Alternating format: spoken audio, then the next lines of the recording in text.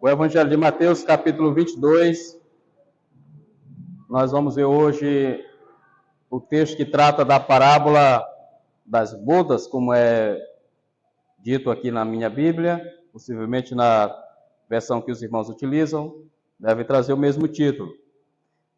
Vamos ler. De novo, entrou Jesus a falar por parábolas, dizendo-lhes: O reino dos céus é semelhante a um rei que celebrou as bodas de seu filho. Então enviou os seus servos a chamar os convidados para as bodas, mas estes não quiseram vir. Enviou ainda outros servos com esta ordem: Dizei aos convidados: Eis que já preparei o meu banquete.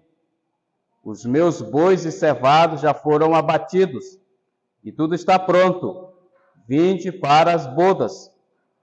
Eles, porém, não se importaram e se foram, um para o seu campo, outro para o seu negócio, e os outros, agarrando os servos, o maltrataram e mataram.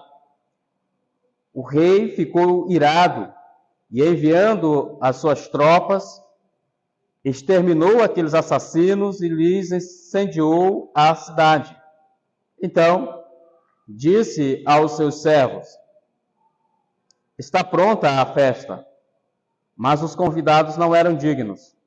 Ide, pois, para as encruzilhadas dos caminhos e convidai para as bodas a quantos encontrardes. E saindo aqueles servos pelas estradas, reuniram todos os que encontraram, maus e bons, e a sala do banquete ficou repleta de convidados. Entrando, porém, o rei para ver os que estavam à mesa, notou ali um homem que não tinha veste nupcial. E perguntou-lhe: Amigo, como entrastes aqui sem veste nupcial? E ele emudeceu. Então ordenou o rei aos serventes: Amarrai-o de pés e mãos e lançai-o para fora, nas trevas. Ali haverá choro e ranger de dentes, porque muitos são chamados, mas poucos escolhidos. Vamos orar, irmãos, neste momento. Graças te damos, ó Pai, porque a tua palavra foi lida neste momento e será apresentada, exposta, explicada e aplicada à vida da tua igreja. Que teu Espírito Santo conduza cada palavra aos nossos corações. Ó Deus, que a tua mensagem nesta noite seja mensagem de salvação, convite, como é de fato, e que haja transformações, vidas transformadas nessa noite, edificadas no nome de Jesus. É que oramos assim e te pedimos. Amém. Amém. Irmãos, a passagem bíblica que ela é extremamente maravilhosa, no sentido que ela finaliza uma série de 3 parábolas que Jesus contou no contexto em que ele está tendo uma controvérsia com os principais sacerdotes e os anciãos do templo, do povo, né? Ali no templo. Quando Jesus entrou no templo, eles cercaram Jesus e primeiro perguntaram com que autoridade ele estava fazendo tudo aquilo. A gente já sabe, nós vimos desde o capítulo 21, o início do capítulo 21, a entrada triunfal de Jesus em Jerusalém, como foi. Depois ele faz a purificação no templo, efetua algumas curas ali. Depois ele vai para Betânia e no retorno a Jerusalém ele amaldiçoa uma figueira que não estava dando fruto.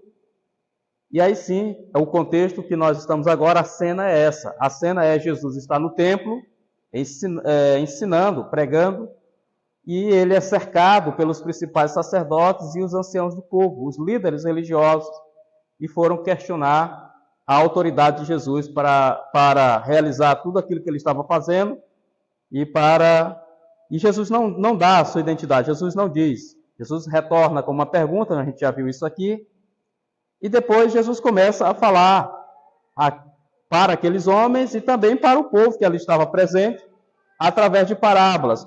Primeiro ele conta a parábola dos 2 filhos. Nós já fizemos essa exposição aqui anteriormente, onde um senhor tinha uma vinha, pediu para um dos filhos ir até a vinha. Ele disse que ia, mas depois não foi. Ele falou a mesma coisa para o segundo. O segundo disse que não ia, mas em seguida se arrependeu e foi. E aí depois ele vai contar a parábola dos lavradores maus, que foi o que a gente viu domingo passado. E nessa parábola, irmãos, nós vimos quão maravilhoso o ensino é que Jesus trouxe para nós através dessa parábola. E agora nós temos a última parábola. Não é que Jesus parou ainda com controvérsia no templo, na verdade vai continuar. Nós ainda teremos até o versículo 33, mais ou menos, Jesus ainda nesse mesmo ambiente, no templo. Está ali próximo da sua prisão, o capítulo 21 inicia com a entrada triunfal em Jerusalém, e eu já expliquei aos irmãos que essa entrada aconteceu no domingo, que antecedia a crucificação de Cristo, que antecedeu a ressurreição de Cristo. Então ainda é dentro dessa semana que nós estamos, nesse mesmo período, né, vamos dizer assim, espaço temporal, essa semana que antecede a morte de Jesus. E nesse momento ele está no templo, anunciando, pregando, e nós já estamos na terceira parábola, que ele está falando diretamente aos líderes religiosos e também ao povo que ali estava presente. E toda vez, irmãos, que nós nos preocupamos em interpretar uma passagem bíblica, especialmente nos evangelhos, uma das regras fundamentais de interpretação de um texto bíblico no evangelho, por exemplo, é fazer um paralelo dessa passagem com outras passagens nos outros evangelhos. Por exemplo, nós temos os evangelhos sinóticos, que é Mateus, Marcos e Lucas. Então, verificamos se nesses evangelhos há alguma passagem semelhante a essa.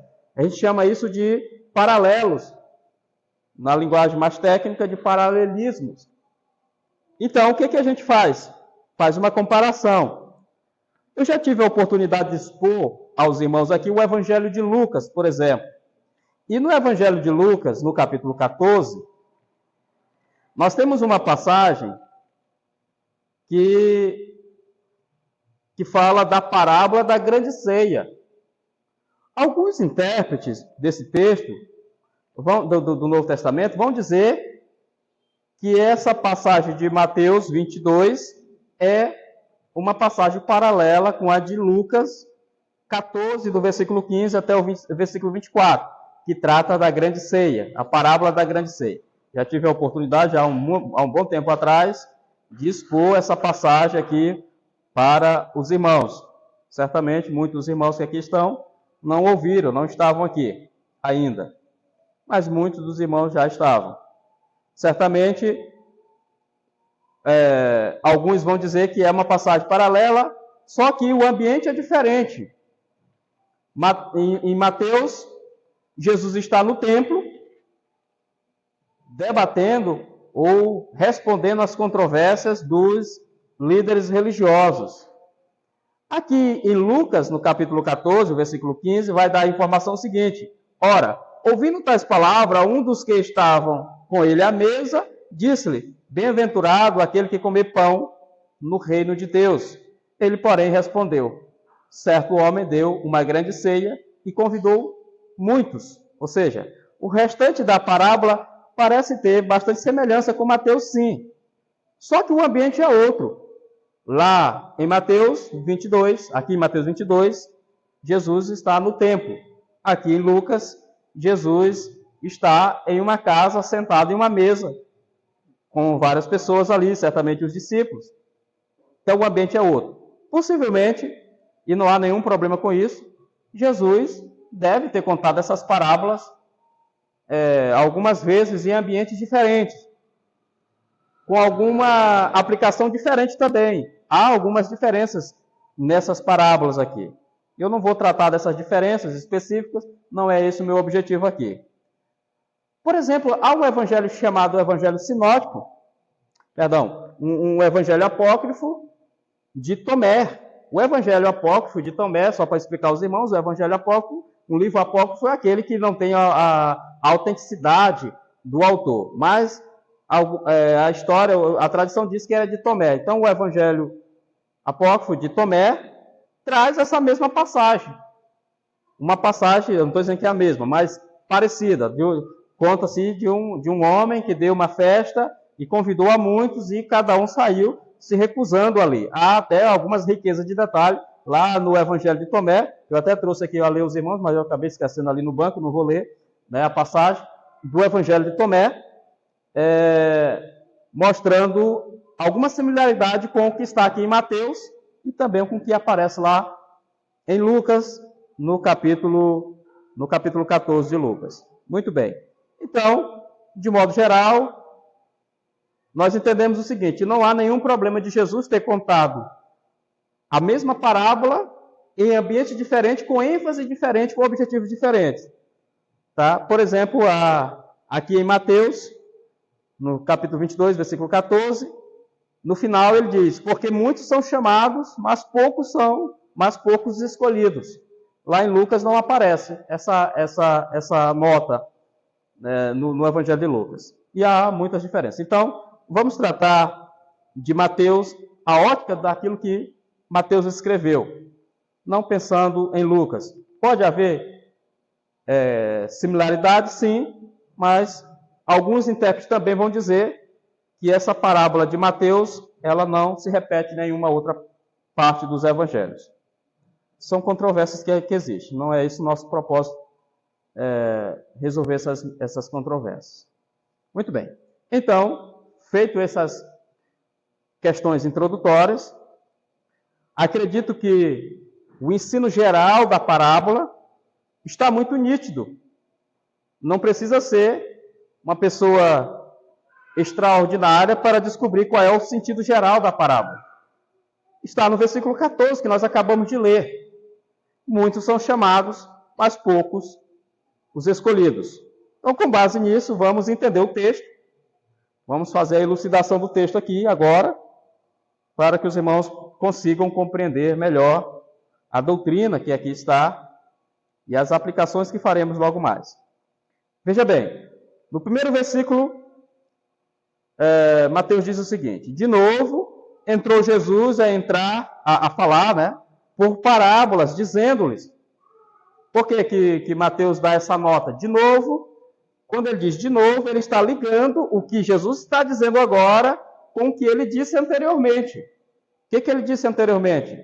Ele falou da parábola dos 2 filhos, houve a controvérsia anterior ainda, que é sobre a sua autoridade, sobre a questão de João Batista, e houve também a última parábola que a gente viu domingo passado, que é a parábola dos lavradores maus.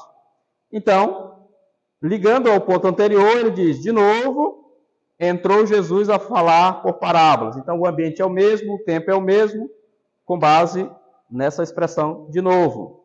Então, Jesus novamente falando por parábolas. E a parábola, ele anuncia o seguinte: o reino dos céus é semelhante a um rei que celebrou as bodas de seu filho. Então, Jesus está falando aqui das parábolas do reino. E ele diz que o reino dos céus é semelhante a um rei. Lá em Lucas, por exemplo, só para lembrar um pouco de Lucas, ele não fala de um rei, ele fala de um homem. Aqui diz de um rei. E até no texto original, quando aqui diz um rei, lá no texto original diz que literalmente diz um homem-rei. Ou um rei, né? Aparece a palavra lá, rei, e homem mesmo, literalmente. Mas, sabemos, um rei. Tá? Então, o reino dos céus é semelhante a um rei que celebrou as bodas de seu filho. A palavra bodas aqui significa um banquete de casamento, literalmente. Tá? Então, o que aconteceu? O que aquele homem providenciou? Aquele rei providenciou? Uma festa de casamento para o seu filho. É esse o contexto que está dizendo no versículo 2. As bodas, toda vez que eu falar de as bodas aqui, Jesus fala das bodas, ele está se referindo a um banquete de casamento, a uma festa de casamento. E sabemos perfeitamente, irmãos, que na Palestina, naqueles dias ali em Israel, as festas de casamento eram diferentes das nossas. As nossas festas de casamento são muito simples, e cada dia que passa vão ficando mais simples ainda, ao ponto de não haver mais nem casamento. Já se torna tão simples que não há mais nem casamento. Mas a pessoa noiva, ao normal, faz o casamento no civil ou depois no religioso, e depois há um banquete final que a gente chama de celebração. Aqui a gente chama de uma recepção. Isso é como acontece. Naqueles dias, havia dias de festa. Não era uma festa qualquer. Era uma grande festa, celebrada durante vários dias. Você já imaginou o tamanho da despesa que era uma festa dessa? Se a gente faz um jantar e convida algumas pessoas, já dá uma grande despesa. Imagine naquele período em que a festa de casamento durava vários dias. Muito bem, então, dito isso, o reino dos céus é semelhante a um rei que celebrou as bodas de seu filho. Então, celebrou a festa de casamento do seu filho. O versículo 3 vai dizer: então enviou os seus servos a chamar os convidados para as bodas, mas estes não quiseram vir. Irmãos, observe uma coisa: você não é convidado para uma festa de casamento na véspera da festa, porque normalmente nós somos orgulhosos e não aceitamos. Se alguém convidar você para alguma celebração na véspera, normalmente a pessoa diz que não vai. Para os judeus, a ideia de fazer uma festa, você convidava ele antecipadamente, e na véspera da festa tinha de reforçar o convite, porque senão ele não ia. Os judeus, realmente, muito orgulhosos, eles participavam. Você anunciava antes, convidava: olha, vai ter uma festa de casamento daqui 1 mês ou 2 meses, mais ou menos, sei lá, e você está convidado. Você vai? Sim, tudo bem, eu vou. Quando na véspera da festa, mandava o seu servo de novo, dizer assim: olha, está tudo pronto. A festa, os bois já foram mortos, os animais cevados já estão tudo pronto, e não é para você faltar. Então, se você convidasse ele uma vez, mas não fizesse o reforço do convite na véspera, ele também não ia. Então havia necessidade desse reforço, por questão cultural mesmo. Tá? E dessa maneira, irmãos, o versículo 3 tem uma coisa impressionante aqui. Vamos lá. Então enviou os seus servos a chamar os convidados para a festa de casamento. Aqui está as bodas. Eu estou traduzindo como a gente compreende o texto. Então, para a festa de casamento, para o banquete de casamento. Veja bem, ele diz para chamar os convidados. Isso quer dizer que aquelas pessoas já tinham sido convidadas antes. Não é que eles foram atrás de convidados em cima da hora, como a gente vai ver mais na frente aqui. Mas esse convite já tinha sido feito antes. A NVI, que essa versão que eu estou lendo aqui aos irmãos, é a revista atualizada, que é a que normalmente nós utilizamos, que é uma excelente tradução, uma das melhores. E está muito bem traduzido o texto aqui. Mas a NVI traz uma tradução muito mais esclarecedora ainda, para não deixar nenhuma dúvida. Ela diz o seguinte: os que tinham sido convidados. Então a NVI traduz mais ou menos assim: então enviou seus servos a chamar os que tinham sido convidados. Tá? Então ela é muito mais precisa no texto. Não estou dizendo que a NVI é a melhor versão, mas nesse caso aqui ela traduziu muito bem. Tá? Então, para as bodas. Então foi lá, vamos lá, convida aquele pessoal que já tinha sido convidado antes para participar das bodas, da festa de casamento. Mas estes não quiseram vir. Vejam, irmãos, é impressionante. As pessoas haviam dito que ia, estava confirmado. E na véspera diz, não vou. E começaram a dar desculpas para não ir. Lá em Lucas, por exemplo, é dito que um disse, não, eu comprei um terreno, uma terra, e vou ver a terra. Uma desculpa sem sentido. Como é que você compra uma terra sem ver ela antes? Não tem como. Você vai ver sim, com certeza. Tá, mas se ele queria ver mais detalhadamente, então ele não deveria mentir. O outro disse, não, eu comprei 5 juntas de boi e eu preciso experimentar. Junta de boi é um instrumento de arar a terra. Quem é que compra um equipamento desse? Vamos dizer hoje, quem é que compra um trator de arado e não testa ele antes? Ninguém faz isso. E o outro disse, eu me casei, não posso ir, tá? Estou recém-casado.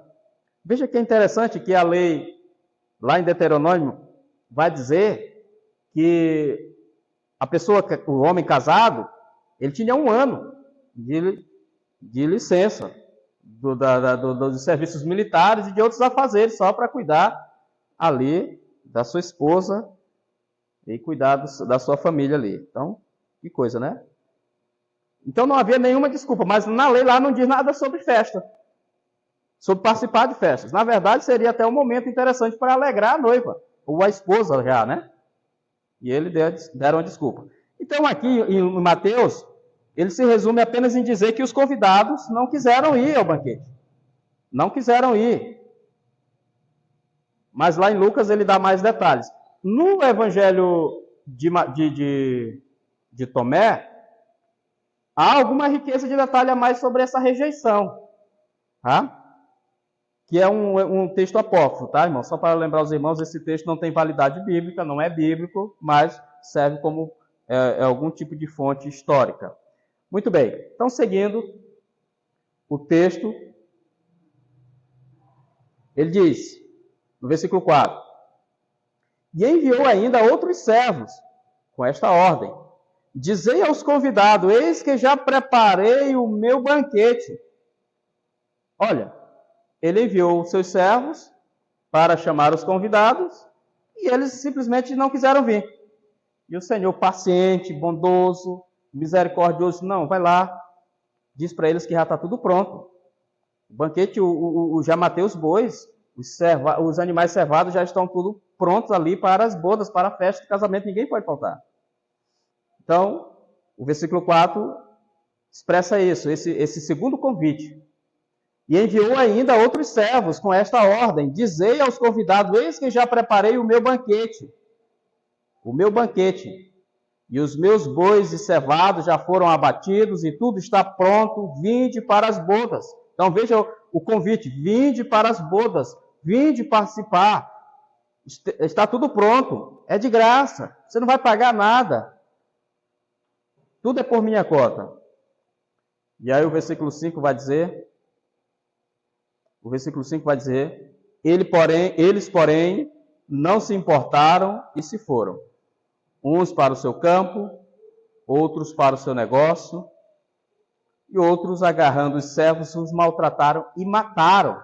Veja ainda, as pessoas convidando eles para a festa, para participar com o seu Senhor, e eles o maltrataram e ainda o mataram. Lucas não fala, por exemplo, de morte, de que eles mataram. Lucas não menciona isso. Então aqui no versículo 7 diz, o rei ficou irado, e enviando as suas tropas, exterminou aqueles assassinos e lhes incendiou a cidade. Então o rei ficou irado, o rei tinha o seu exército à sua disposição, chamou as tropas e enviou para que punisse aqueles assassinos. E os assassinos todos foram mortos. E as suas casas incendiadas, as cidades incendiadas. E então, disse aos seus servos, está pronta a festa, mas os convidados não eram dignos. Pronto, lá os convidados foram exterminados, fazendo uma relação, logicamente, com as outras parábolas que a gente viu aqui, que Jesus veio para os judeus, e os judeus não o aceitaram, o rejeitaram, então agora há uma substituição. Aqueles lavradores maus foram punidos, serão punidos, e outros assumirão a vinha. É este mesmo princípio aqui. Tá? Está pronta a festa, mas os convidados não eram dignos. E aí o versículo 9 vai dizer: ide, pois, para as encruzilhadas dos caminhos e convidai para as bodas a quantos encontrardes.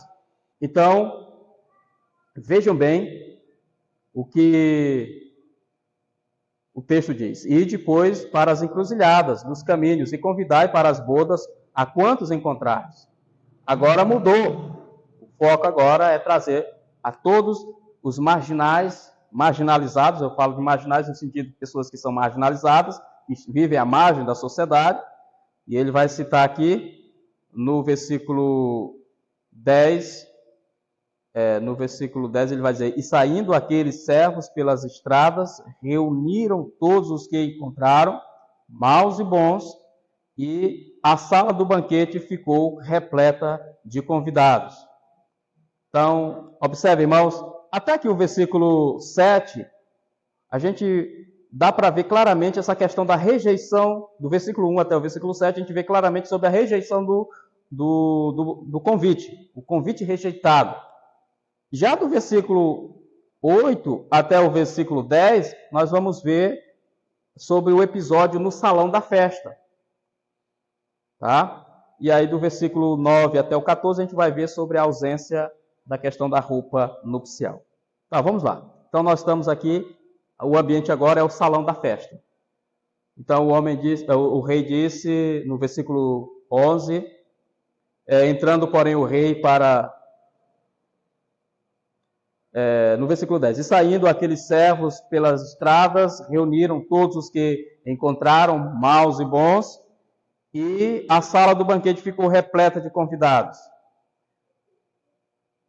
E entrando o rei para ver como estavam as mesas, notou ali um homem que não trazia veste nupcial. Tá? É isso que a gente vai ver agora, tá, meu irmão? Então vejamos bem, irmãos. Aqui o salão está repleto de pessoas agora. Os convidados não eram dignos, os primeiros não eram dignos, mas os outros foram trazidos. Foram convencidos e trazidos. E eles agora estão diante da festa do banquete. Lá em Lucas fala que aquelas pessoas foram convidadas e depois o dono da festa mandou convidar mais ainda e obrigar as pessoas a entrarem. É dito isso claramente em Lucas. Obrigar a entrar. Não que eles fossem trazidos, arrastados, mas certamente pessoas cegas, como é dito lá em Lucas, né? Coxos, cegos. Você precisaria pegar no braço e trazer e conduzir para a festa. Uma pessoa que estava lá maltrapilha, jogada ao chão, mendigando, certamente ele dizia assim: não, deixa de brincadeira, está me convidando para a festa do grande rei, do Senhor? Não, eu acho que há algum engano. Não, era no sentido de convencer essa pessoa de que realmente era isso mesmo, de que a presença dele era muito importante, que ele deveria ser convencido amorosamente de ir e estar com o Senhor, não de pegar arrastando, né, obrigando a pessoa a entrar. Porque o convite de Deus é um convite gracioso, é um convite misericordioso. Ele nos convence, o Espírito Santo nos convence, muda a nossa vontade, muda o nosso querer. Muito bem, então, diante disso, agora nós temos uma questão inusitada. Aquele homem, o rei, estando à sua mesa, notou ali que tinha um homem que não trazia as vestes nupciais. Ele não estava vestido adequadamente para a ocasião. Toda vez que nós somos convidados para um casamento, já recebi convite de casamento, por exemplo, que é especificado no próprio convite como devemos nos vestir para ir àquela festa. Mais ou menos é dito como é o traje para você poder entrar na festa. Então, aquela festa, naqueles dias, havia também uma tradição que a pessoa deveria ir no manto nupcial. Esse manto nupcial, os convidados todos deveriam usar. Hoje em dia não se pratica muito isso, as pessoas vão de qualquer jeito aos casamentos, mas o casamento é um momento muito solene. E requer, de fato, mesmo que seja nos nossos dias, as pessoas de bom senso, elas procuram se vestir a caráter para ir a um casamento. Naqueles dias também não era diferente. Só que essa pessoa que foi vista sem as vestes nupciais pelo rei, ela recebeu uma dura punição. Porque nos dias de hoje a gente pode até olhar para a pessoa que não está vestida adequadamente para a ocasião e questionar por que ela não está vestida de forma adequada. Mas naqueles dias não. É dito na parábola que o rei, vendo isso, perguntou, no versículo 12, amigo, como entrastes aqui sem veste nupcial? E ele emudeceu, ou seja, ele admitiu que estava errado. Calou, consentiu, né? Então ordenou o rei aos serventes, amarrai-o de pés e mãos e lançai para fora, nas trevas. Ali haverá choro e ranger de dentes. Veja bem, irmãos, que o versículo 13 nos revela uma coisa impressionante. A festa normalmente, nesse caso aqui, possivelmente era à noite, porque ele está falando das trevas e pode ser de forma literal, também pode ser entendida de forma simbólica, porque ele está falando aqui de ranger, de choro e ranger de dentes também, mas possivelmente a festa era à noite. E sendo à noite, aquela pessoa deveria ser amarrada, pés e mãos, e lançada na escuridão, fora da propriedade onde ele estava. Qual o propósito de amarrar pés e mãos daquele convidado, daquela pessoa? Só para ter a certeza de que ele não ia voltar para a festa. Esse era o propósito. Ou seja, irmãos, e aí no final, Jesus resume o ensino da parábola em apenas um versículo. Porque muitos são chamados, mas poucos são os escolhidos. Aqui nós podemos extrair dessa passagem que eu acabei de explicar aos irmãos, a doutrina do chamado de Deus, da vocação de Deus. Nós estudamos isso na quarta-feira passada aqui na igreja, no culto de ensino na quarta-feira, sobre a vocação daqueles que são chamados por Deus para a salvação. Essa vocação, que é uma parte da doutrina da redenção, da salvação, é o chamado gracioso de Cristo ao povo. Então, eu falei aos irmãos que há um chamado geral e há um chamado específico. Nesse chamado geral, é a ordem que Deus nos deu, Cristo nos deu, para pregar o evangelho a todo mundo. Ide por todo mundo, pregar o evangelho a toda criatura. No entanto, irmãos, o próprio Jesus, em outra passagem, vai dizer, porque aqueles que crerem e forem batizados serão salvos. Então, o chamado geral é a pregação da palavra, que nós devemos pregar a todos. Mas há um chamado específico, há um convite específico, que é o chamado salvífico, que é aquele que opera no coração dos eleitos. E somente os eleitos vão atender a esse convite divino. Nós pregamos o evangelho para diversas pessoas, mas nem todas as pessoas se convertem. Então, é a obrigação da igreja pregar o evangelho de modo geral, de modo universal, para todas as pessoas, mas sabemos que no meio a essas pessoas que ouvem essa pregação geral, o Espírito Santo vai agir e vai convencer aqueles que são de fato eleitos de Deus. Nós chamamos isso na teologia reformada de o chamado eficaz. A doutrina do chamado eficaz, ou seja, Cristo, quando ele chama o seu povo escolhido, eles realmente eles atenderão o convite, eles atenderão o chamado, e eles virão.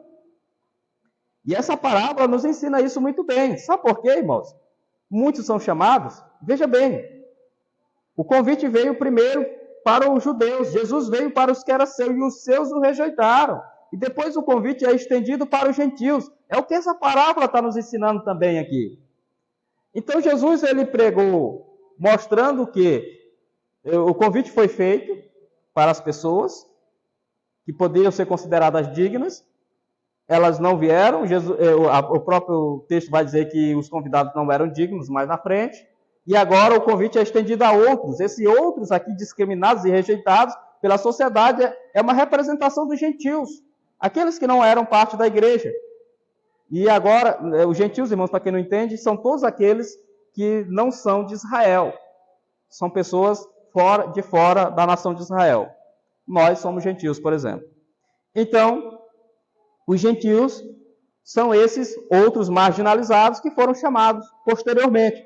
Por isso que a pregação do Evangelho Jesus disse, vocês fiquem em Jerusalém, até que do alto vocês recebam poder do Espírito Santo, vocês serão minhas testemunhas, tanto em Jerusalém, Judeia, Samaria e até os confins da terra. Primeiro em Jerusalém, ou seja, primeiro aos judeus. Era essa a tática de Paulo. Paulo chegava em uma cidade, ele primeiro procurava a sinagoga para pregar os judeus, e só depois de pregar os judeus é que ele avançava para os gentios, para as pessoas da cidade que não eram judeus. Então essa é a lógica do Evangelho, sempre é assim, no Novo Testamento.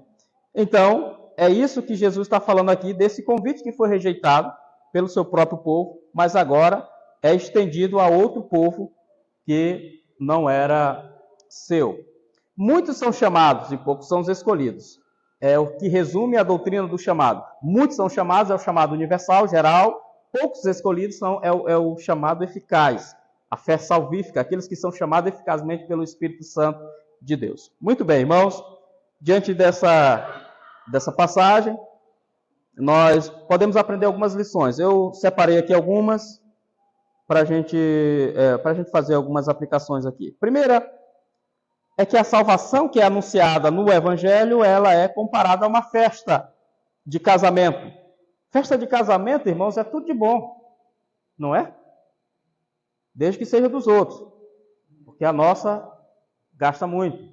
Mas a gente vai lá, come bastante, né? Então se diverte, tira fotos. Naqueles dias não tinha isso, né? As fotos, mas hoje tem. No entanto, festa de casamento é o que representa uma grande celebração. A salvação anunciada no Evangelho, ela é representada aqui nessa parábola como uma grande festa. Há uma festa nos céus quando um pecador se arrepende. A festa nos céus, irmãos. A Bíblia trata de um banquete que acontecerá no tempo vindouro, quando Cristo vier e reunir toda a sua igreja. E nós devemos ver isso. Então, a outra lição que a gente extrai aqui, irmãos, é que os convites do Evangelho são amplos, plenos, generosos e ilimitados. Então, nós podemos convidar todas as pessoas do mundo sem discriminação. Nós sabemos que nem todos aceitarão o convite. Nós sabemos que nem todos serão salvos. Mas haverá lugar para todos aqueles que aceitarem o convite. Então não é aquela festa que a gente faz e timidamente a gente convida alguns familiares, alguns amigos. Não vamos convidar muito, senão não vai dar comida e nós vamos passar um constrangimento. Não é isso. O banquete celestial, o banquete do reino de Deus, do reino dos céus, é fartura, é ilimitado e nós podemos convidar a todos. É por isso, irmãos, que eu sempre digo aos irmãos que nós estamos participando de um bom banquete, se os irmãos entendem que assim é, se os irmãos estão participando de um bom banquete, recebendo boa doutrina, boa palavra, não é normal que os irmãos queiram ficar só para si com isso. Vamos convidar outros, vamos divulgar isso, vamos trazer outras pessoas também para participar dessa festa, para participar desse banquete, porque aqui é um prenúncio daquilo que acontecerá no futuro. Tá? Então, essa é a segunda lição, irmãos. O convite do Evangelho é amplo, são amplos, né? Plenos, generosos e ilimitados. Eu coloquei aqui mais alguns, que diz o seguinte, o próximo diz, a salvação ela é rejeitada por muitos. Isso não precisa nem ser muito esperto para descobrir, né? Muitos ouvem o Evangelho, não dão ouvido, rejeitam, e o fim deles será certo. Aqueles que rejeitam o Evangelho serão rejeitados também. Ou de fato já foram rejeitados. A gente tem tratado sobre essa doutrina constantemente aqui com os irmãos. Então, quando uma pessoa diz que rejeita o Evangelho, é porque de fato ela já foi rejeitada, ela já foi reprovada. E nós temos vários textos na Bíblia para mostrar isso. Então, a salvação, ela é rejeitada por muitos. Então, jamais podemos imaginar que todos serão salvos no final. As pessoas dizem, todos são filhos de Deus. É isso que as pessoas dizem. E na verdade não é, irmão. Deus só tem um filho, que é Jesus. Todos os demais só podem se tornar filhos de Deus se arrependerem dos seus pecados, se converterem a Cristo e em Cristo se tornarem co-herdeiros em Cristo. Então, o que as pessoas são de modo geral são criaturas de Deus. Filhos somente aqueles que se arrependerem, se converterem. Serão filhos por adoção. E isso já é um privilégio imenso para nós. Não há privilégio maior do que esse, de ser chamado filho de Deus por adoção. Tá? A outra questão, irmãos, é que todos que professam falsamente a religião cristã, elas serão desmascaradas no final, no dia do juízo, no último dia. Vê o caso do homem que estava lá sem veste nupcial. Essa veste nupcial, irmãos, ela pode ser entendida. Alguns dizem que é a justiça divina. Será se era? Porque o texto diz que foram convidados bons e maus. Então, fica na dúvida se realmente é a justiça divina. Mas a pessoa que se converte, irmãos, a Cristo Jesus, ela tem agora uma nova roupagem. Eu não estou falando de roupa física, né, daquilo que cobre o nosso corpo, mas é a maneira como ela age, o seu comportamento é mudado. Então ela se revertiu do novo homem, ela é uma nova criatura, ela se revertiu de Cristo Jesus, ela age de forma diferente. Então é disso que o texto aponta também. Nós vamos ver aqui mais na frente, quando nós chegarmos no capítulo 25 de Mateus, a gente vai ver uma outra passagem que Jesus fala, por exemplo, da parábola da vigilância. Aí no capítulo 25 ele vai falar da parábola das 10 virgens. Novamente é um contexto de casamento. Cristo, irmão, só para os irmãos saberem, a Bíblia menciona Cristo como noivo. A igreja é a noiva. Cristo é o noivo. Então aqui está falando dessas 10 virgens, da parábola das 10 virgens, no capítulo 25, nós veremos mais à frente. 5 delas estavam adequadamente preparadas para aquela festa. As outras 5 estavam despreparadas. E ao saírem para ir comprar o azeite, quando retornaram, o noivo já tinha chegado e elas ficaram de fora. Ou seja, nós precisamos nos preparar, irmãos, para a chegada do noivo. Nós precisamos estar prontos com as vestes apropriadas, com o procedimento correto, com uma atitude correta, aguardando o noivo, porque senão ficaremos de fora.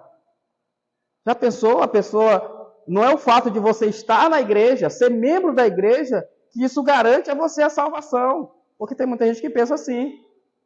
Então essa é uma outra questão. Ser membro da igreja visível aqui, né, não garante a salvação.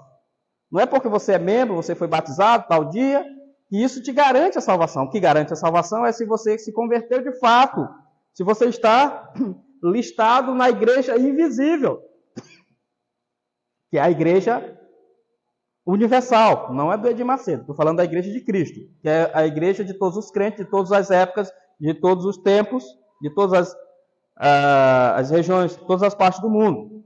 Essa é a igreja universal, tanto dos crentes do Antigo Testamento, do Novo Testamento, e da igreja do período após o Novo Testamento até o dia de hoje e também do futuro. Então, juntando todos esses crentes, forma aquilo que é chamado da igreja universal, ou a igreja invisível, a igreja de Cristo.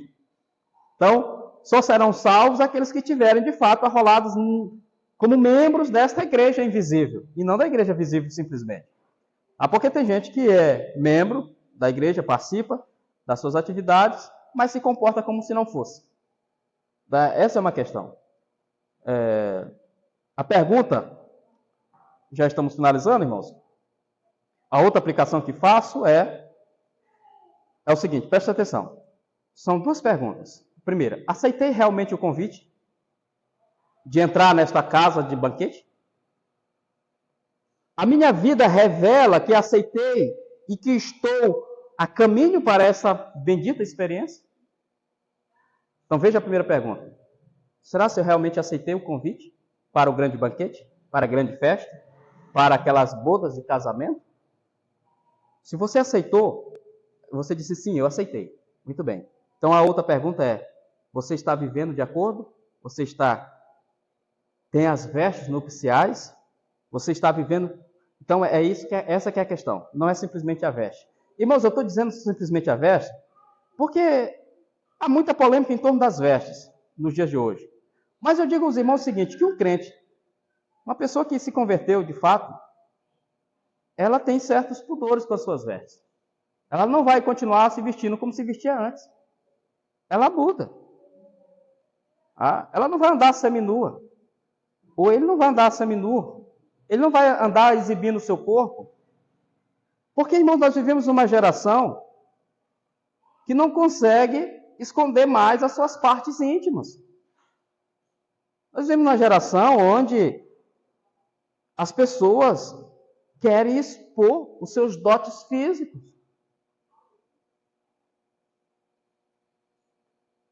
Não consegue mais. Então, as pessoas acham isso normal, e não é normal. Não é normal. Tá? Eu falo às mulheres casadas sempre que a nudez delas é para o seu esposo, e somente. Aí alguém levanta a mão e diz assim, irmão, eu não sou casado ainda, eu sou solteira. A nudez sua é para o seu futuro esposo.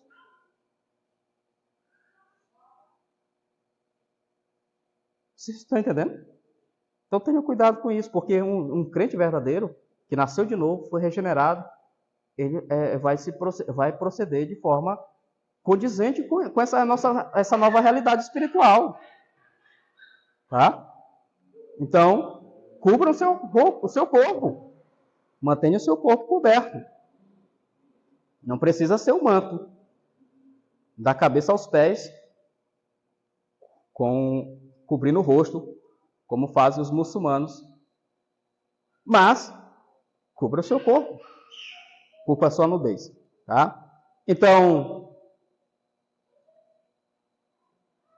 a última pergunta, a última questão, irmãos, é a todos. Preste atenção que eu vou fazer essa pergunta. Aceite o convite de Deus. Deus está convidando você para ter comunhão contigo. Jesus escreveu à igreja, lá em Apocalipse, irmãos, uma das cartas de Jesus que eu acho impressionante. Eu vou ler aqui com os irmãos, capítulo 3 de Apocalipse, versículo 20. Uma carta que Jesus endereçou ao anjo da igreja em Laodiceia. Há um convite, irmãos. O versículo 20 diz, eis que estou à porta e bato. Se alguém ouvir a minha voz e abrir a porta, entrarei em sua casa e cearei com ele, e ele comigo. Veja, ceia, comida, de novo. Né? Então é Jesus, irmão, convidando a igreja. Essa passagem aqui jamais deve ser aplicada a pessoas não crentes, porque Jesus está escrevendo a uma igreja. É uma igreja rebelde, mas é uma igreja. Jesus está dizendo à igreja, eis que estou à porta e bato, se alguém ouvir a minha voz e abrir a porta, entrarei em sua casa e cearei com ele e ele comigo. É o convite, irmãos, para a igreja. Nós temos atendido esse convite, ou não? Então, eu digo às pessoas que ainda não são crentes, você já aceitou o convite, já ouviu o convite gracioso de Cristo para a salvação, para participar desse grande banquete? Porque a Bíblia, irmãos, fala de um banquete que acontecerá no mundo vindouro quando Cristo vier. Só que nós devemos ter um cuidado com essa interpretação, que não está errada, de fato, mas precisamos ter uma observação. Quando Cristo vier e que reuniu seu povo para aquele grande banquete, lá não haverá mais convite estendido a ninguém. Não haverá mais possibilidade de aceitar ou de rejeitar convite. O tempo da oportunidade já terá passado. O tempo é hoje, irmãos. O tempo é agora. Então arrependa-se agora. Aceite o convite de Cristo para fazer parte dessa grande festa. Porque senão você ficará de fora, lançado na escuridão, nas trevas, onde haverá choro e ranger de dente. E sabe onde é que haverá choro e ranger de dente, que Jesus fala aqui, no versículo 13? Nas trevas, ali haverá choro e ranger de dente. Sempre essa referência também é ao inferno. As pessoas serão lançadas ali, aguardando o grande dia do julgamento, para serem lançadas direto no lago de fogo, junto com Satanás e seus anjos. Nós não queremos isso para ninguém, nem para os nossos inimigos. Queremos que todos estejam junto conosco no banquete. Queremos que todos participem conosco nessa grande festa, sem discriminação, Só Deus conhece os seus eleitos. Nós não sabemos quem são os eleitos. Aqueles que ainda não se converteram. Talvez a gente tenha uma noção daqueles que já estão na igreja e que procedem de tal modo. Mas, de modo geral, nós não sabemos quem são os eleitos. Só Deus sabe. Por isso o convite é estendido. Por isso o convite está sempre pronto para ser entregue. Irmãos, eu digo, volto uma outra aplicação aqui aos irmãos, os que são membros dessa igreja, os que congregam aqui conosco há muito tempo. Irmãos, estenda esse convite o tempo todo, não pare, não canse. Veja que esse senhor aqui, esse rei, mandou os seus servos, depois mandou de novo, já tinha convidado antes, depois que foi rejeitado, depois sei que no final ele mandou o exército para exterminar aqueles assassinos, mas ele foi gracioso, ele enviou o convite pelo menos 3 vezes antes. Então vamos convidar as pessoas, vamos dizer, olha, vamos participar da igreja, vamos ouvir a palavra, vamos ouvir o que o Mestre, o Senhor Jesus, tem a dizer através da sua palavra, através da pregação do Evangelho. Precisamos estender esse convite, irmãos, constantemente, todos os dias, em todas as atividades da igreja. Em nome de Jesus, que essa palavra fique guardada em seus corações e que haja salvação em nosso meio. Amém? Vamos ficar de pé, vamos orar ao nosso Deus, agradecendo por esta passagem. Pai, muito obrigado, Senhor, por este momento que, diante da Tua presença, a Tua igreja reunida está, a Tua igreja, Senhor Deus, vem receber a doutrina, receber a palavra, que essa palavra alcance os corações, que essa palavra possa tirar toda dúvida, toda incredulidade, e que pessoas se convertam, se arrependam dos seus pecados, e que a fé dos eleitos seja fortalecida. No nome de Jesus, Pai, eu te peço neste momento por tudo isso, em nome de Jesus. Amém.